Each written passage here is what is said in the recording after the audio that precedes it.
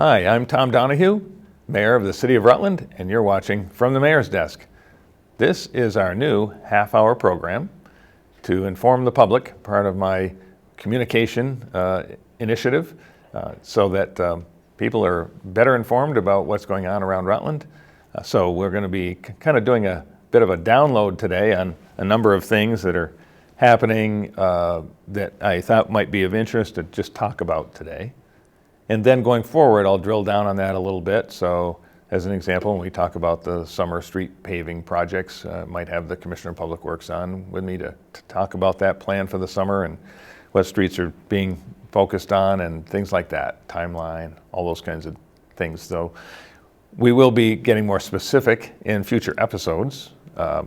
This is, as you can see on the screen there, April 1st, so it is April Fool's Day. I will not be telling any April Fool's jokes because I'm not sure how that would go over on my first show. Could definitely start something I don't intend to start with an April Fool's joke. So anyway, happy April Fool's Day, but no April Fool's joke today from me. And I'll be watching out for those from my friends and colleagues, just in case you're trying to play one on me. But going forward, you'll see these shows and they're going to be dated so that you know everything's in context, because I think it's important that we're able to look at the relative topics and over a 2-week period, but that some things may change over that 2-week period, so that way you'll be able to reference the date of the program and put it into context accordingly. So I'm excited to be doing From the Mayor's Desk, our new program, from Mayor Tom Donahue, yours truly, and doing it here at PEG TV, one of our great resources in the community. And this is a tremendous way to be able to communicate with the public, with you, so that, in many cases it might just prevent speculation on things, because you don't need to speculate. You might hear it right here on the Mayor's Desk. So that's our hope, and I'm excited about it. I talked about it during the campaign because I think that's something that we really, and I'd consider myself in nicknaming myself Communicator in Chief. We want to be able to communicate with the public with all the great things going on in Rutland and our challenges too. Great to know all of the things that we're dealing with, whether it's the mayor, whether it's the Rutland City alderman, which we have a great board right now.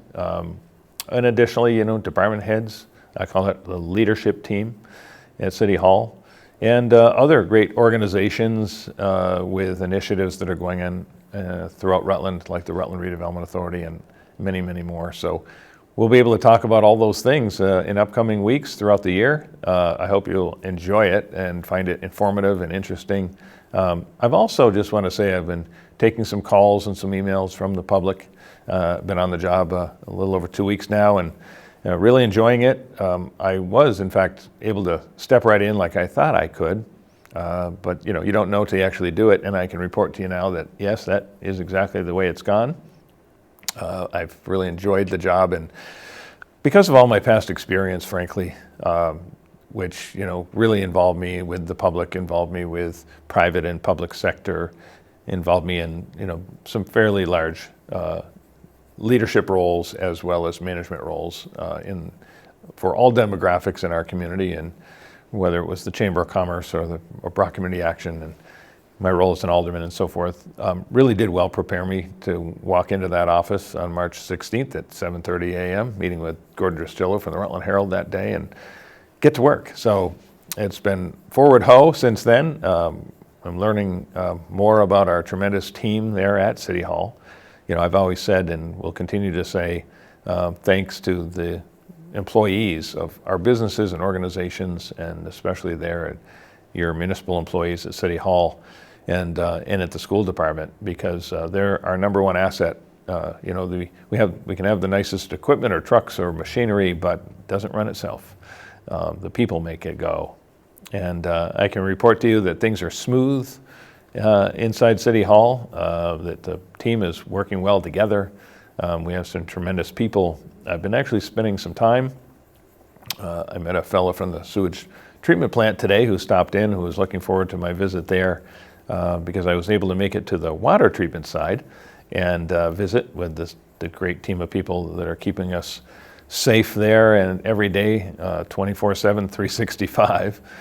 And so I did kind of want to report to you some of the things that I did do, starting out with the first week, getting down to meet the streets division and the DPW, and looking at the equipment, our snow plowing equipment, and the people that run that part of the DPW, even the snow plowing equipment, learning some of the details. So one thing you'll learn about me is I'm that kind of leader. I'm hands-on, not micromanager, but very hands-on. I like to know things from the grassroots level and ground up instead of top down for me.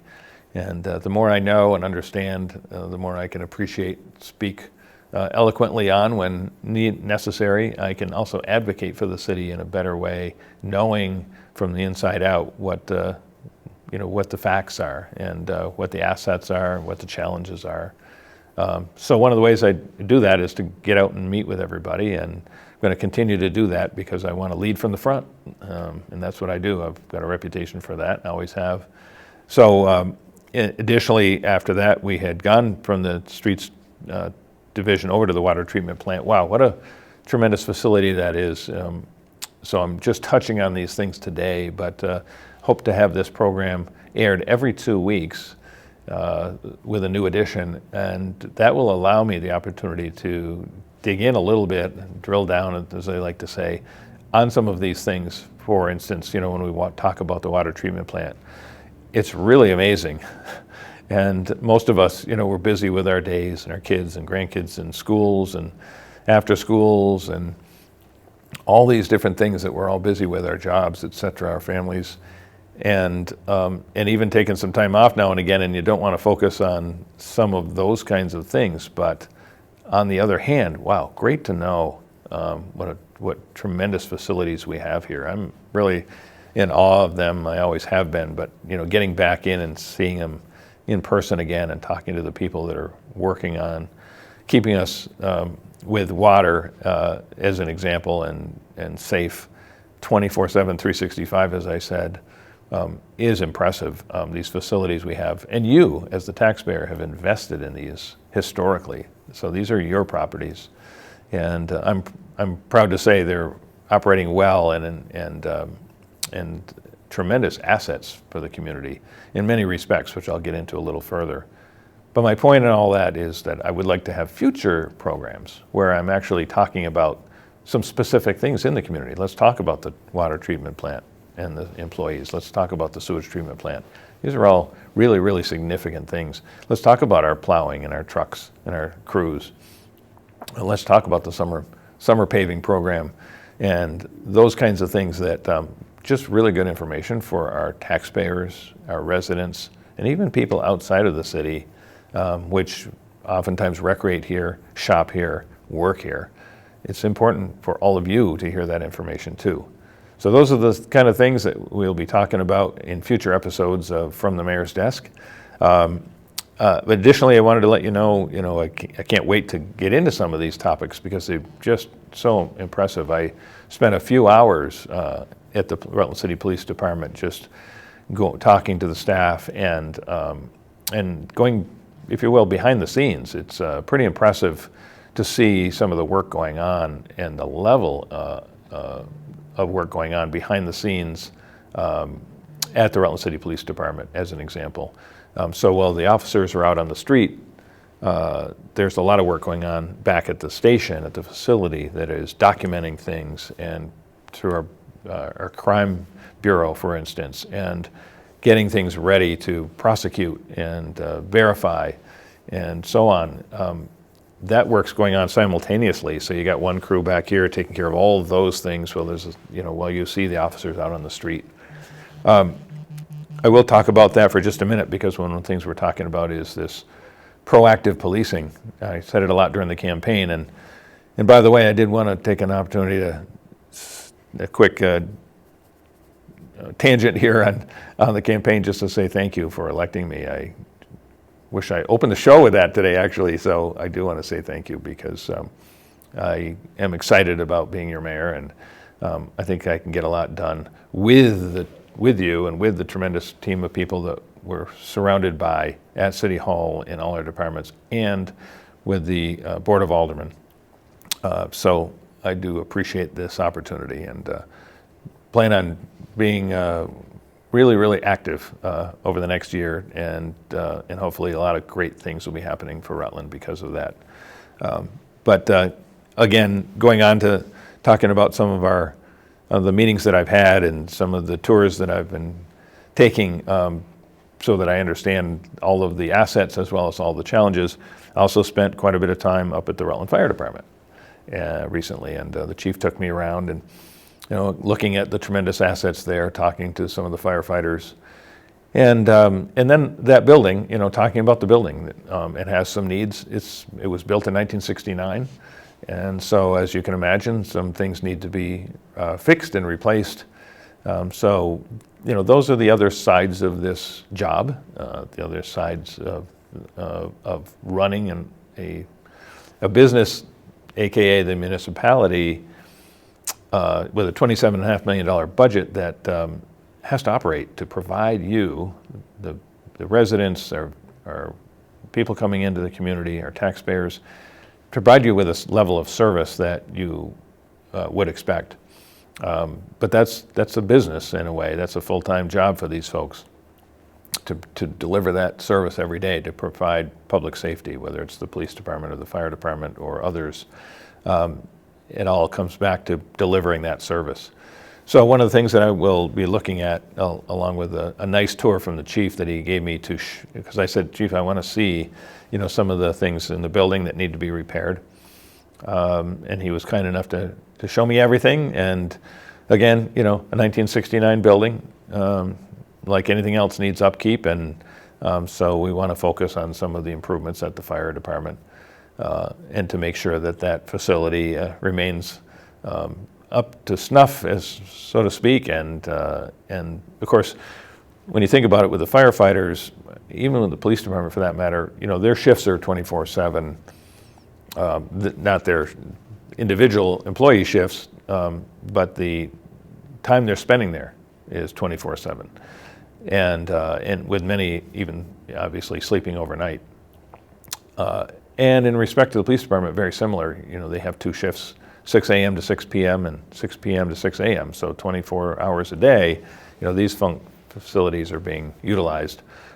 Whereas City Hall closes at the end of the day and reopens in the morning, these operations are going all day and all night, 365 days a year. So you have to kind of think of it in those terms to make sure that we're addressing the needs of the facilities as well as the employees.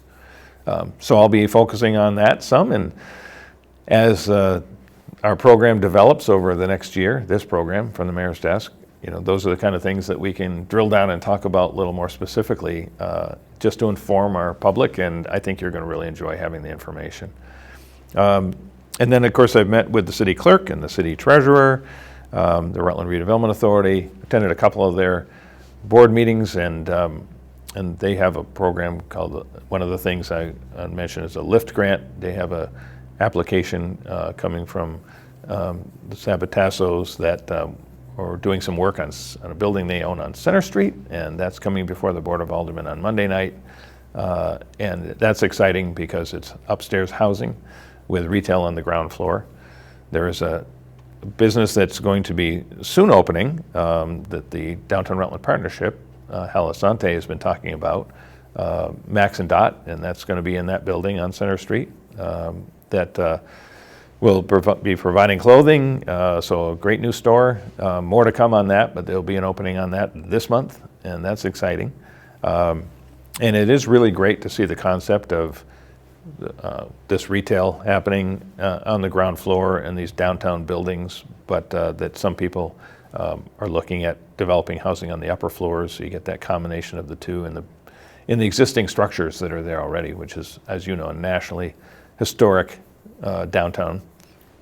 I also wanted to talk about the Board of Aldermen, and we had our first meeting already, which was the very first day on my job, which I thought was really kind of cool, actually, because I was sworn in on the 15th of March on a Sunday in a tremendous ceremony at City Hall. It was so much fun and so exciting, and what a great launch.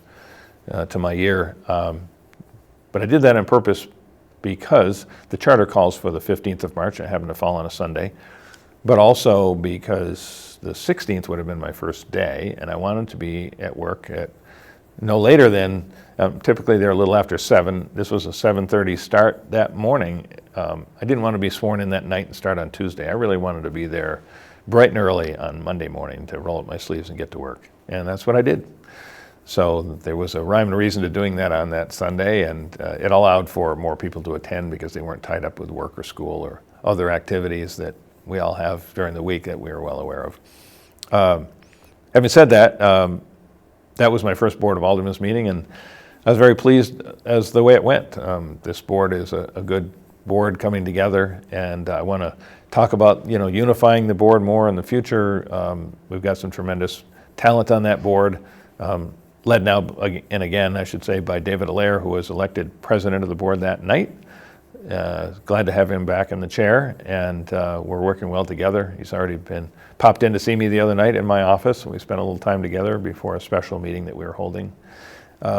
Committee assignments have been put out this week. We can talk about that in a future episode, but they're assigned now so that people are back in charge of their committees. We can move things through the committees and get things accomplished together. So my intent, I've been clear about this, I've repeated it like a broken record, that I intend to work with the board, and there's no reason I shouldn't be working with the board, and they tend to work with me. So it's going to really make a big difference going forward that the board is informed.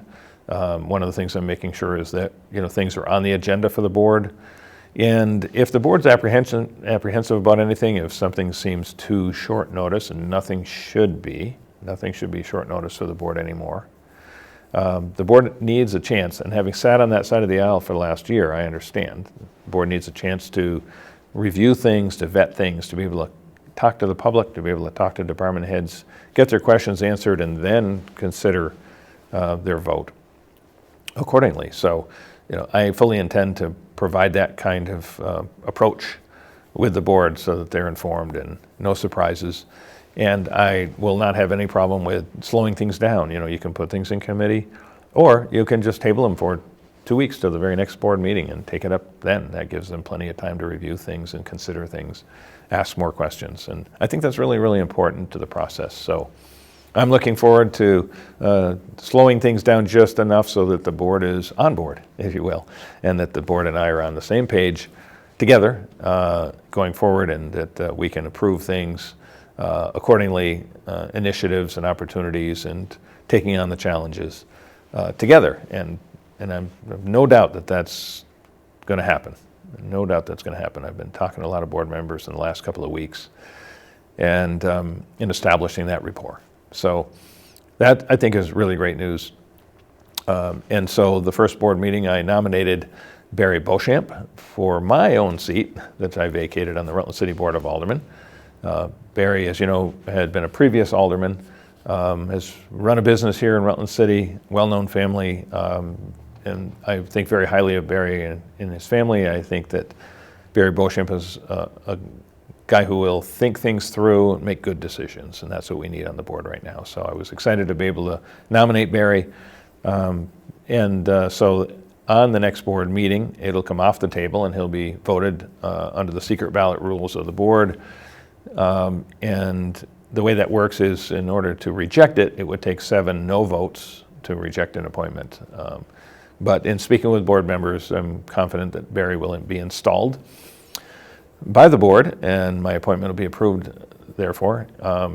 And then I would be able to swear Barry in personally at the very next meeting. So that'll be here on PEG TV as well. You can tune into that. But I'm excited about that appointment.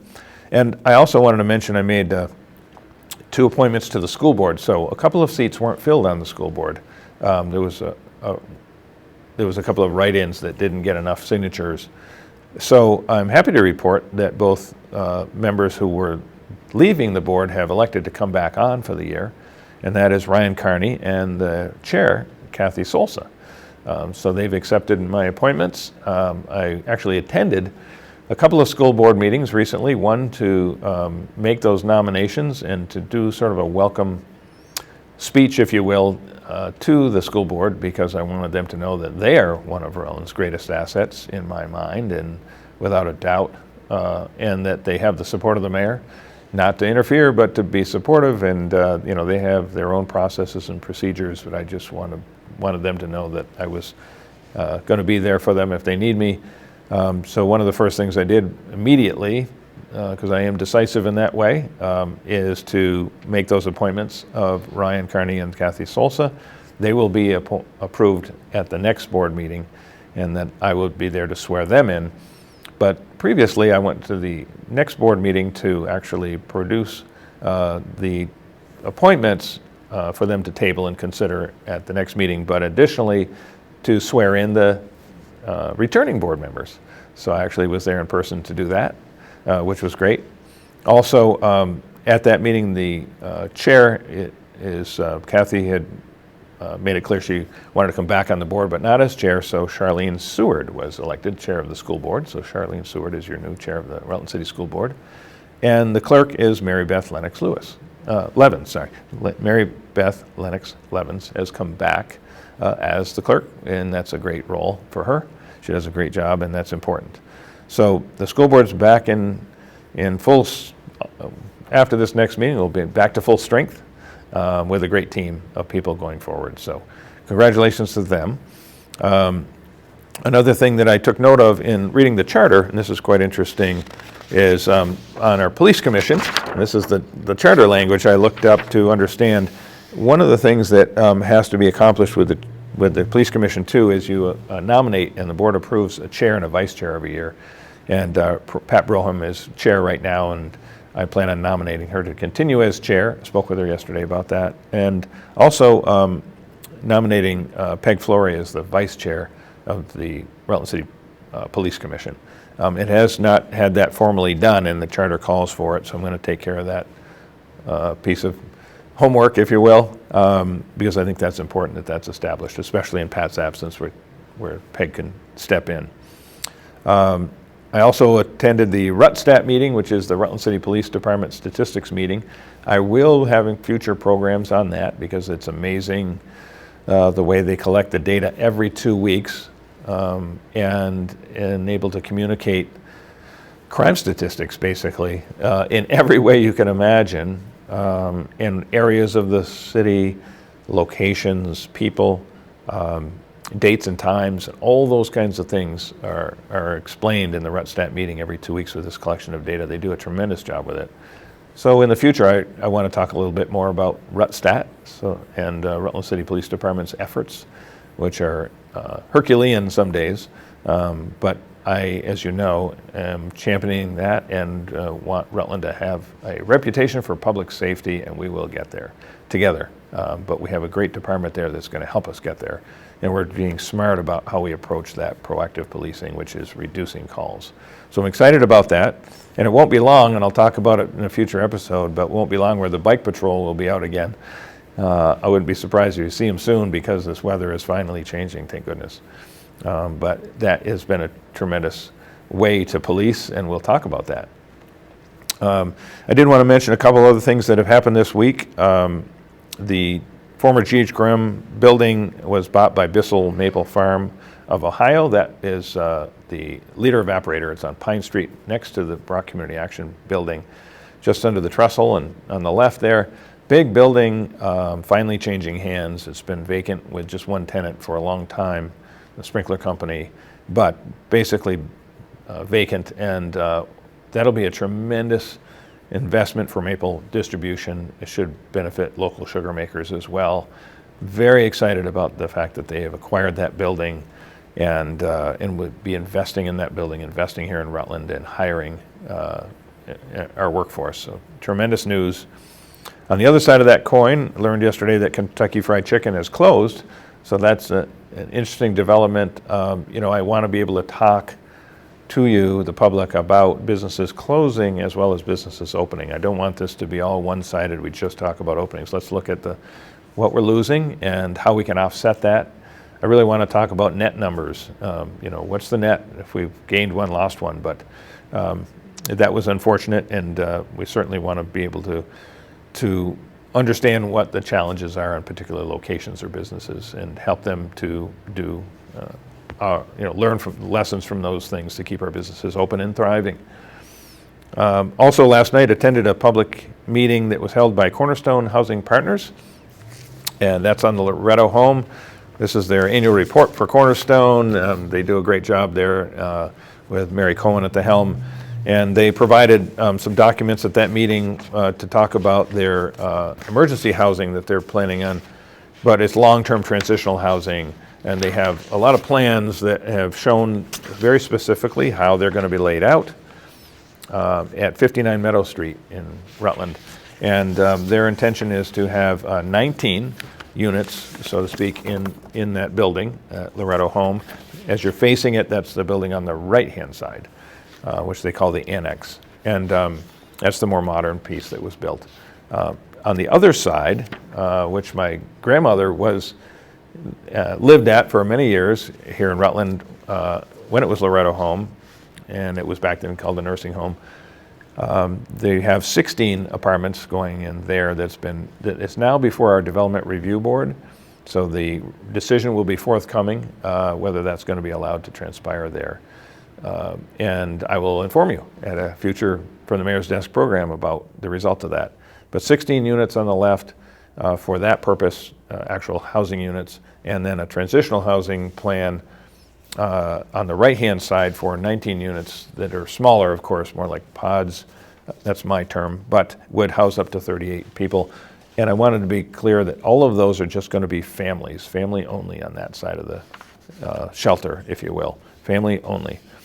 And then trying to get through my list because we're running out of time. I did want to let you know I also attended the Rutland Town Planning Commission meeting to see the plans for Walmart, and that's what this document is. And this is the Super Center Walmart, which is on the south end over here, all the way down on the south end of the property is where they're building that, if you look at the mall. And this is the parking, which would be really where the demolition is occurring, and that's 750 spaces. This would be a 181,000 square foot store, which with the plans would include a drive-through pharmacy, a grocery store, and an automotive center. So those are before the District 1 Environmental Commission right now, and but it's an incomplete application at this point only because they're before this Town Planning Commission to get their concurrence with their municipal plan.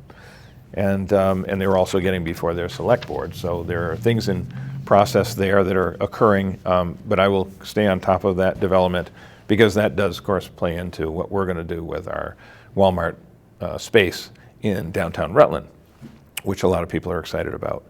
And then lastly, to wrap up, I wanted to mention that a lot of topics have come up that I've talked to the community about, including what to do with the corner of Route 4 and 7, which I consider a blighted commercial property and a bit of an eyesore. We're ready to do something with that and hope to get that accomplished because I've looked at it too long as well as all of you. So let's get something done there. And then even though I didn't promise it during the campaign, people aren't going to let me forget that people would like a movie theater in Rutland again. I do too. I drive a 110-mile round trip to go to the theaters now. So more to come on that, future shows probably, but I'm excited about all these opportunities, and including, of course, our centerpiece in downtown, making sure that we're moving forward with all the things around the hotel project, which, again, could be another future episode, because there'll be a lot to happen there in the next 2 years. And last but not least, coming up, I'll be talking about one last thing I did this week, which was to sign my first proclamation. And I'll do it separate because we're running out of time, but this is for the National Youth Week for our Elks Club, Lodge 345. And I'll talk about that in an upcoming episode. So let me wrap up because we're out of time, but this has been From the Mayor's Desk. I'm excited to be bringing this to you, to be informative every 2 weeks here at PEG TV. And I look forward to being able to drill down and talk to you further about and explain all the things Rutland that you might be interested in hearing. With that, I'm Tom Donahue, your mayor, and this has been From the Mayor's Desk.